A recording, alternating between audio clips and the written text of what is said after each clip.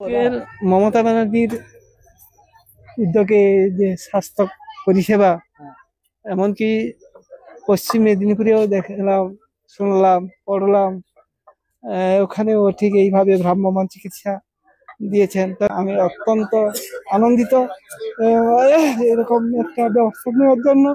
সেজন্য মানে মমতা ব্যানার্জিকে অশেষ ধন্যবাদ আন্তরিকভাবে। কিন্তু এই পরিষেবাটা খুবই ভালো, খুবই ভালো। তবে এটা প্রত্যেক বছর বছর হয় আর আরো মানুষ উপকৃত হবে। বিনা পয়সায় আপনার ইসিজি, রক্ত পরীক্ষা সবই হচ্ছে। মানুষের তো অনেক উপকার হবে, হলেও মানুষ অনেক উপকৃত হবে। তো সবারই ভালো হবে। দুয়ারে স্বাস্থ্য কেন্দ্রে যেটা পরীক্ষা চলছে অনেক ভালো। আপনার নাম? বিকাশ মাইতি। ভ্রাম্যমাণ চিকিৎসা কেন্দ্র মুখ্যমন্ত্রীর এটা হচ্ছে প্রোগ্রাম। প্রত্যেক জিপিতে একটা রাউন্ড করে করে শিডিউল করে আমাদের বিএমএস সাহেব বলেছেন, শিডিউল করে এই প্রোগ্রামটা চলবে। তাতে আমাদের যে যারা মানে মানুষজন অনেক রিপোর্ট করতে পারে না, অনেক দূরে যেতে হয়, অথবা ব্লাড, এখানে এই ভ্রাম্যমাণ চিকিৎসা কেন্দ্রতে টোটাল রিপোর্টটা, প্রোফাইল রিপোর্টটাই হচ্ছে।